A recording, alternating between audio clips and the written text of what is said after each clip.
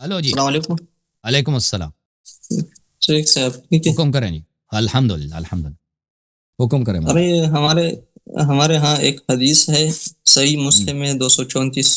اچھا کیا حدیث ہے؟ عقبہ بن 234 عقبہ بن اچھا امیر الجوہانی. یہ کلمہ اچھا کے وضو کے بعد ایک کلمہ پڑھتے ہیں ہم. دوسری کلمہ ہے میرے خیال میں اشہد ان لا الہ الا اللہ وحدہ لا شریک لہ واشہد ان محمد عبدہ ورسولہ. کیا یہ اچھا. صحیح حدیث؟ من توضع فقال اشهد ان لا اله الا الله وحده لا شريك له واشهد ان محمدا عبده ورسوله صلی اللہ علیہ وسلم. یہ حدیث صحیح ہے؟ ایک منٹ نہیں، یہ حدیث صحیح نہیں ہے نا. یہ حدیث جماعت عمریہ کی کوئی حدیث صحیح نہیں ہے. جماعت عمریہ کی کوئی حدیث صحیح نہیں ہے مگر یہ کہ وہی حدیث شیعہ کتب میں ہو. آپ ان حدیث پہ عمل نہیں کر سکتے. یہ ذکر کہنا ہمیشہ اچھا ہے نا. اب ہمیشہ لا الہ الا اللہ محمد رسول اللہ صلی اللہ علیہ وسلم کہنا، یہ تو ہمیشہ لا الہ الا اللہ تو دنیا کی بہترین ذکر ہے. اس سے بہتر دنیا میں کوئی ذکر ہے ہی نہیں لا الہ الا اللہ کہنے سے. یہ ہمیشہ بہتر ہے. لیکن یہ کہ وضو کے وقت یہ کہنا چاہیے تو وہ تو دیکھنا پڑے گا شیعہ کتب میں ایسی کوئی حدیث ہے یا نہیں ہے. جی سر، مزید کوئی سوال ہے آپ سے؟ ہم سے؟ یس سر. یہ وجہ للذی کے بعد یہ حنیفم کے بعد جو مسلمہ ہے یہ تو آیت میں نہیں ہے ہمارے ساتھ. وجہت قرآن کی وجہی آیت میں للذی فطر سورہ السماوات انم. والارض حنیفا مسلما وما انا من المشرکین. مجھے جو یاد ہے اسی طرح اب میں چیک کرتا ہوں کہ دیکھ ہمارے حدیث میں کس طرح ہے نا. سورہ انم کی آیت 79 ہے میرے خیال. وہاں پر مسلمہ کا لفظ نہیں ہے ہمارے ہاں. وجہت وجہی حنیفا مسلما. اہل بیت علیہ السلام کا حدیث میں یہی ہے وجہت وجہی للذی فطر السماوات والارض حنیفا مسلما وما انا من المشرکین. جی ہاں، اہل بیت علیہ السلام کا حدیث میں یہی ہے کہ تکبیر کے بعد یہی کہنا ہے وجہت وجہی للذی فطر السماوات والارض حنیفا مسلما وما انا من المشرکین ان صلاتی و نسکی و محیای و مماتی للہ رب العالمین. یہ کہنا چاہیے، ٹھیک ہے نا. اور یہ سجدہ کے بعد جب ہم کھڑے ہوتے آپ نے کچھ کلمہ بتایا تھا بحول اللہ. وہ کیا تھا؟ بحول اللہ وقوته اقوم واقعد. کھڑے ہوتے ہوئے یہ ذکر پڑھنا بحول اللہ وقوته اقوم واقعد. اور یہ صحیح مسلم میں ایک اور حدیث ہے 401 ویل بن حجر جو ہاتھ باندھنے کی آپ ہے. اگر شیعہ ہو گئے نا، آپ اگر کی شیعہ ایک ہو گئے ویڈیو تو مسلم کو چھوڑو. نماز کا طریقہ شیعوں سے سیکھو، ٹھیک ہے نا. اگر میں ابھی یہ نہیں ہے سنی کہ ہوں ادھر فی الحال. بھی عمل کرنا ادھر بھی عمل کرنا ہے. آپ نے اگر اہل بیت علیہ السلام کی اتباع کرنی ہے تو صحیح مسلم کو چھوڑنا پڑے گا، ٹھیک ہے نا. کیا سوال کیا اس صحیح میں مسلم میں کیا لکھا ہے؟ سر وہ ہاتھ باندھنے کی حدیث ہے ویل وہ بن پیغمبر حجر. سے نہیں ہے نا، آپ پڑھیں اس میں کیا لکھا. اور انہوں نے کہا کہ رسول اللہ صلی اللہ علیہ وسلم کو اس نے دیکھا تھا کہ وہ ہاتھ باندھے تھے اللہ اکبر کے بعد، اور پھر جب رکوع میں جاتے تھے تو اس طرح ہاتھ کرتے تھے، پھر سجدے میں بھی اس طرح ہاتھ ہوتے تھے ان کے. یہ مجھے تو ہاتھ یہ مسلم باندھنے میں کی حدیث ہے، صحیح مسلم میں کون سی یس نمبر ہے؟ سر 401. حدیث عبارت 101 مسلم میں 101. یس سر 401. 401. لیکن وہ موطا امام مالک میں پھر کہے کہ یہ سنت نہیں ہے ہاتھ باندھنا. جی بالکل. یہ باب الصلاۃ میں میرا خیال. اور میں دیکھ رہا ہوں یہ حدیث میرے سامنے ہے، آپ صحیح کہہ رہے ہیں، یہ حدیث ہے اس میں. اللہ عالم. بہت سارے دیکھیں یہ مالک وغیرہ کہتے ہیں یہ سنت نہیں ہے، ٹھیک ہے نا. میں آپ کو دکھا دیتا ہوں، وہ کہتے ہیں یہ سنت نہیں کہ یہ آپ صحیح کہہ رہے ہیں، یہ حدیث ہے مسلم میں. اور شاید مثلا انہوں نے دیکھا کہ ایک دفعہ مثلا ہاتھ پہ ہاتھ رکھا پھر نیچے کیا ہوگا، ہو سکتا ہے یہ کیا ہو، کیونکہ یہ ابو ہریرہ کی روایت. یہ میں آپ کو دکھا دیتا ہوں. ویل بن حجر. اللہ آپ کو بلا کرے. یہ مالک کی میں آپ کو دکھا دوں کہ وہ کہتا ہے کہ یہ المدونۃ الکبریٰ مالک کی ہے نا. المدونۃ الکبریٰ للمالک ابن انس جز نمبر 1 چھاپ دار کتب العلمیہ، یہاں پر ہے وقال مالک فی وضع الیمنى علی الیسری فی الصلاۃ. مالک نے کہ دائیں ہاتھ کو بائیں ہاتھ پہ رکھنا نماز کی حالت میں. لا اعرف ذلك فی الفریضہ. کہتا ہے کہ میرے پاس فریضہ میں اس کی کوئی دلیل نہیں کہ فریضہ میں ایک کیا جائے. وکان یکرہ. فریضہ میں اس کو پسند نہیں کرتا تھا کوئی ہاتھ پہ ہاتھ رکھے. ولكن في النوافل اذا طال القيام فلا باس بذلك يعين به على نفسه. نوافل میں کہتے ہیں اگر نماز زیادہ لمبی ہو جائے، کوئی آدمی تھک جائے نا تو ہاتھ پہ ہاتھ رکھ سکتا ہے، لیکن فریضے میں یہ نہیں کرنی چاہیے. ہاں مالک سے بہت سارے مالک ابن انس سے منقول ہے کہ وہ اس کو سنت نہیں سمجھتے تھے.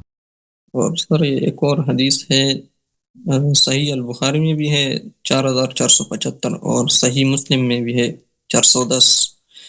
ABC تینوں ہے. اس میں ایک شہاب جو لفظ ہے یہ کیسے کہتے ہیں شہاب، یہ آمین کے بارے میں ہے. جب آپ آمین کہیں گے اور فرشتے بھی آمین کہتے ہیں تو آپ کے پچھلے گناہ معاف ہو تو جاتے ہیں. یہ حرام ہے. اہل بیت علیہ السلام فرمایا یہ کیا ہے؟ یہ حرام ہے، نہیں کر سکتے. نماز میں حمد کے بعد آمین نہیں کہہ سکتے. وہ الحمدللہ رب العالمین کہتے ہیں. الحمدللہ رب العالمین یہ کہنا مستحب ہے جی سورہ حمد کے بعد. اور اس میں یہ شہاب کا جو لفظ ہے اس کا کیا مطلب ہے؟ شہاب ابن شہاب الزہری، یہ مسلم ابن شہاب الزہری، یہ زہری کا نام ہے. اچھا. اور سر زہری یہ محمد ہمیں بن کس مسلم. طرح پتہ چلے گا ہاں کہ ایک حدیث اگر ضعیف ہے اور صحیح ہے فضائل صحابہ کے بارے میں کس طرح پتہ چلے گا؟ اگر وہ جس طرح حدیث یہ اہل بیت جامع علیہ السلام کے طریق سے ہے نا تو وہ صحیح ہے. اگر اہل بیت علیہ السلام کے طریق سے نہیں ہے، اب شیعہ کتابوں میں نہیں ہے، تو وہ حدیث صحیح نہیں ہے.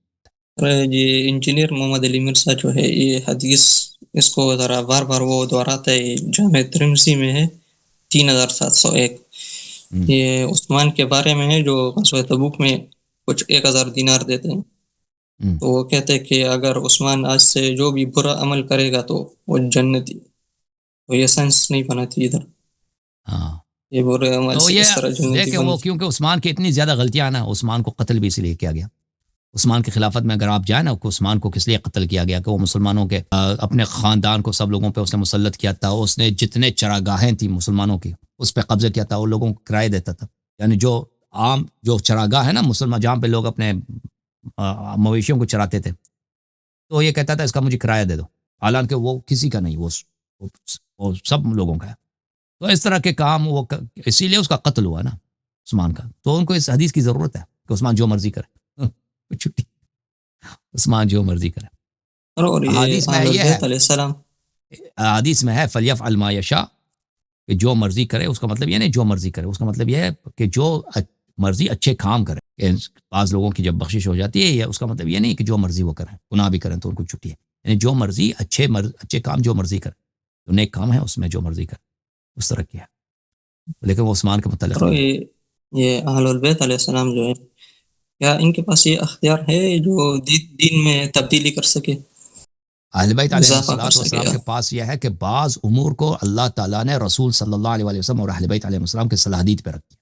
بعض امور کو، ٹھیک ہے نا، بہت سارے احکام ہیں جو اللہ کی جانب سے، ہاں بہت سارے اللہ کی جانب سے ہیں کہ فلان چیز اس کو تو کوئی چینج نہیں کر سکتا. بعض چیزیں ہیں شریعت کے محدودے میں کہ وہ نبی صلی اللہ علیہ وسلم کے اپنے صلاحیت میں، سمجھ میں آئی نا، اور اہل بیت علیہ السلام کے صلاحیت میں وہ بھی مسلمانوں پہ اس کی اطاعت کرنا واجب ہے. کہ وہ دین میں تبدیلی اس لیے نہیں ہے، اس لیے نہیں کیونکہ اللہ تعالیٰ کی جانب سے وہ حکم ہے، یہ ان کے اپنی صلاحیت میں.